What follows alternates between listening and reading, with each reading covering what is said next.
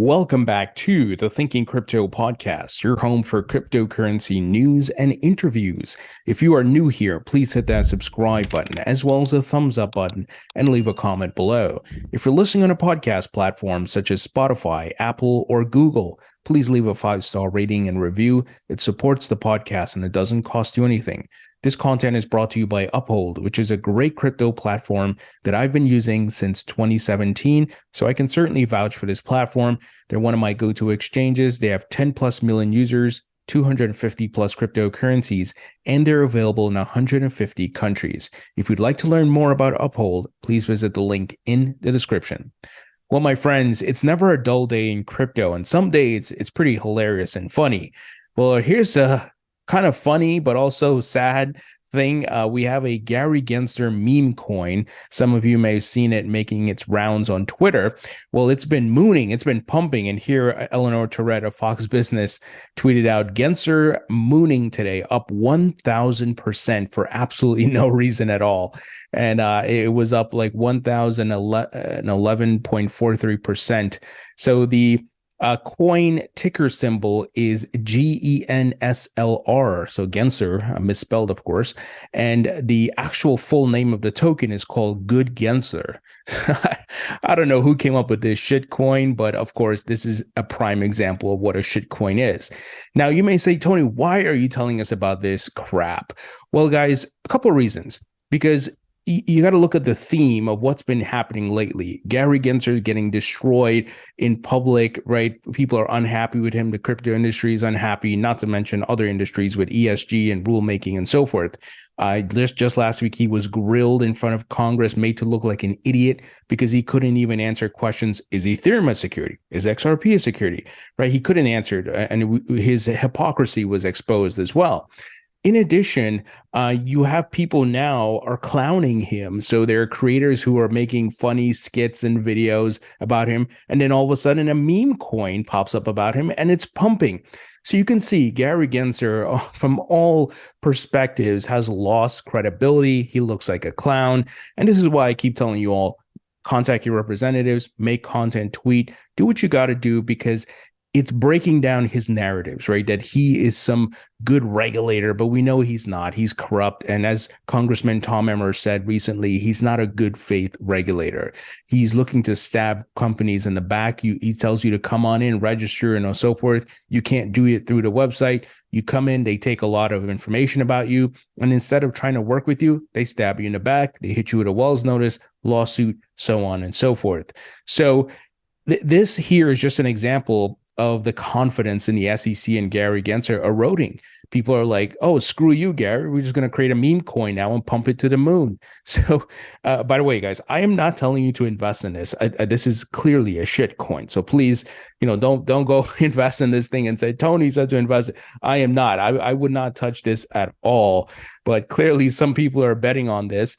And there's even a Twitter account here, and the description says ETH is not a security and Gary is pro meme coins like Gensler.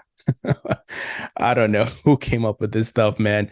And the logo for this coin, so to speak, if you want to call it a coin, is Gary's face drawn as a cartoon with laser eyes and blue laser beams coming out of his eyes. So I don't know who comes up with this stuff, but once again, it's just another item on the list here showing the eroding confidence in Gary Gensler as a regulator and even the SEC, right? In the face of the SEC going after companies, they're creating meme coins around Gensler and it's pumping.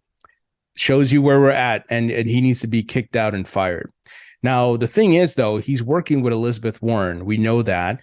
And I've been told by some folks who do crypto advocacy in Washington, D.C., that Senator Elizabeth Warren will be releasing a anti-crypto bill. So she's working on that. Some folks are trying to block it, but I think she's going to come out. I think it makes the light of day, but I don't think it gets passed. She hasn't had a good track record. And of course, there's not a lot of people working with her because we see more pro-crypto Republicans and Democrats working together.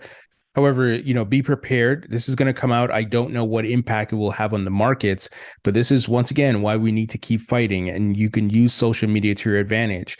Retweet and tweet things that expose the hypocrisy and the lies, right? And contact your representatives, guys. And you can all make content. It's not just podcasters like me or YouTubers. You have the ability to do it now. Everybody has a smartphone. We have social media. There's no gatekeepers to social media. You have free speech. Do what you got to do. Go out there. Obviously, be respectful. Don't cross a line with threats or very vulgar language, because then you'll get banned. Your content may get taken down and so forth. So you want to maintain a level of professionalism at least. Certainly, you can critique and then do some light name calling, right? But I think you guys know the drill. But we have to fight. We have to use social media to our advantage. Now, something great that I read today from Blockworks, they put together an article here highlighting real examples of European institutions using public blockchains. Some big European companies have made major strides in adopting blockchain technology. Now, a couple of things. Notice they mentioned public blockchains, right? That's your XRP ledger, your Cardano, your Ethereum. These are blockchains that could be accessed by anyone and can be built on. Now, there are private blockchains, which are, for example, JP Morgan's Memecoin and Quorum, right? That was running within their own system. But the public blockchains are key because no one wants to use a walled garden. Why would I go trust JP Morgan's blockchain as another bank, right?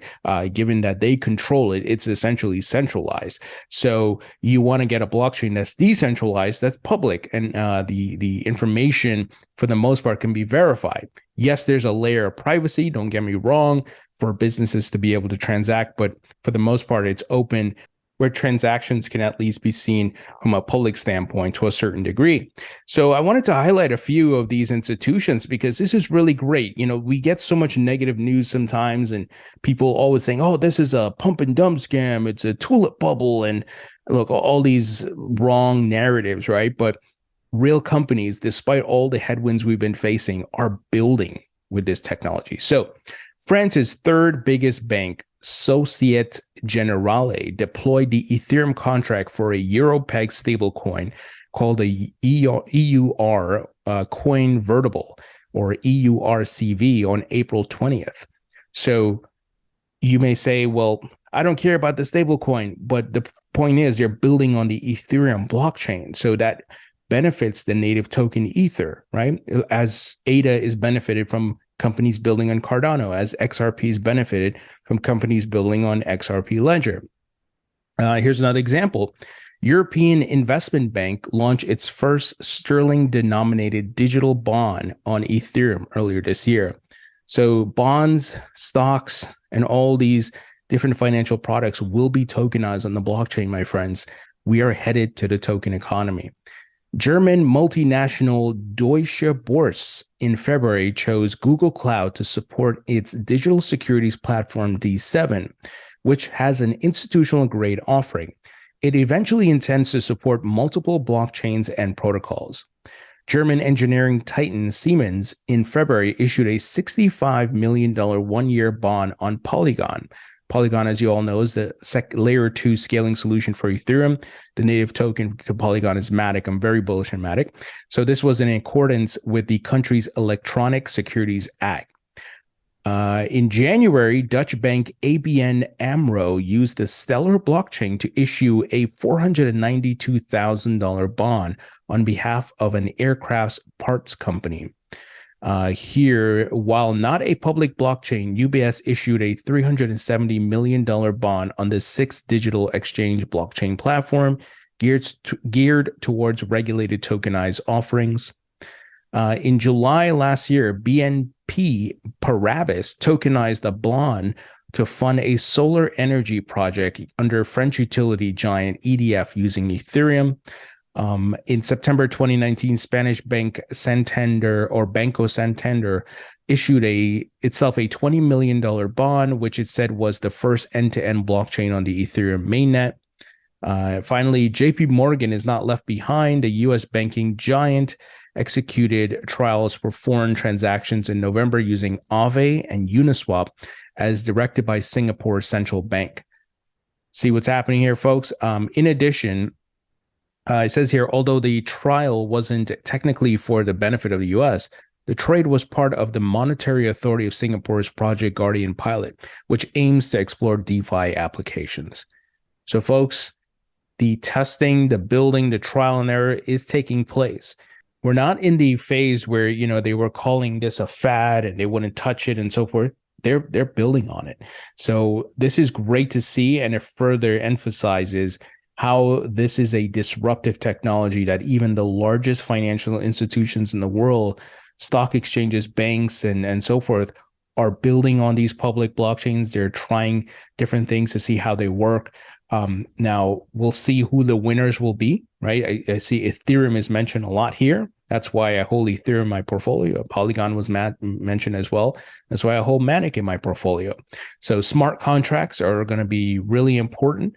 And there are many different smart contract platforms out there, such as Cardano, Algorand, and so forth. I'm also very bullish, of course, on the XRP Ledger, HBAR, and Chainlink, and so forth. So really, really great summary here by the folks at Blockchain and Blockworks, excuse me. And of course, this is just the European market. Now, crypto funding roundup. Blockworks usually does this on a weekly basis. I like to track news like this, guys, because it gives me a pulse on what the big money is doing, right? Are people still bullish? Are they still investing? And they continue to invest despite the crazy bear market we had last year. So $169 million for custody infrastructure DAO Sports League. Let me give you the details. Crypto companies saw their funding rise this week, with about 11 companies bringing in a total of approximately $169 million. That's a little less than double last week's $88.5 million, though it falls short of the first week of April, where crypto companies raked in $251 million. So week over week, you're seeing money still being raised, right? I don't think it has to incrementally grow. I don't think that it depends when the deals are settled, right? It's not the rise of the price of crypto, right? Where you want to see an incremental growth every week or month, but rather you got to look at the totality of it. What was over the past quarter, how much money was raised, right? I think these things are important. So Unchained, a Bitcoin custody solution and collateralized lender, raised $60 million in its Series B round, making it the largest fundraiser this week. Its capital raise was led by Valor Equity Partners. This latest haul follows a prior $15 million in financing led by 1031, according to a company statement. Let's jump ahead because I want to make sure I give you guys all the details here. Another startup on the fundraising list this week was P2P.org, which raised $23 million in a Series A round led by Jump Crypto, Bybit, and Signum's DAO Fund. A press release from P2P.org said it is a non-custodial staking provider on Ethereum and 49 other blockchains. With the latest funding round, the company said it plans to focus on R&D, so research and development, expansion initiatives, and building a stronger community. Here's some other notable items. Bera Chain, a Layer 1 blockchain, received $42 million in a private round led by Polychain Capital. Tableland, a decentralized cloud database, had an $8 million Series A round led by CoinFound. So folks, as an investor, as you're listening to this and you're looking at investing in tokens and so forth, this is another indicator as to, okay, are people still bullish? Are they still bullish on the outlook of this crypto market? Clearly they are. Millions of dollars are still being raised. Once again, one of the items on the checklist you want to be looking at, right? Now let's jump ahead. So Celsius Network, we know, I know a lot of you listening still have your funds stuck there, and Alex Mashinsky should be in jail. But we got some updates here. Celsius Auction has Gemini and Coinbase as new bidders. So two new consortiums will distribute or dispute the assets of bankrupt crypto lender Celsius Network in an auction scheduled for April 25th in New York. So on Tuesday, it looks like here. So it's interesting that Coinbase is getting involved, as well as Gemini, which is, of course, founded by the Winklevoss twins. So court documents show that one of the consortiums is Fahrenheit, backed by venture capital firm Arrington Capital, which is owned by blockchain investor Michael Arrington. I've had Michael Arrington on the podcast many times. He's one of my heroes. The man was the founder of TechCrunch and big in the Silicon Valley world. So other participants in the consortium are Proof Group Capital Management, former Algorand CEO Stephen Kokinos, I'm saying that right, and investment banker Ravi Kaza.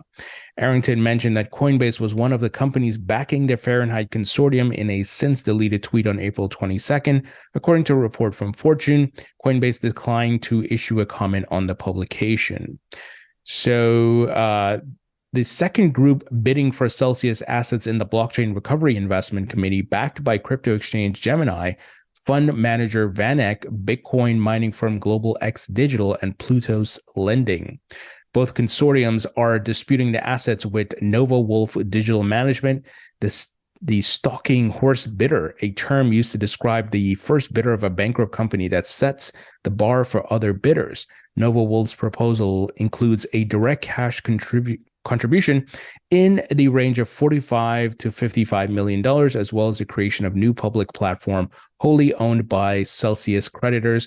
Customers are expected to recover up to 70% of their funds under Nova Wolf's proposal.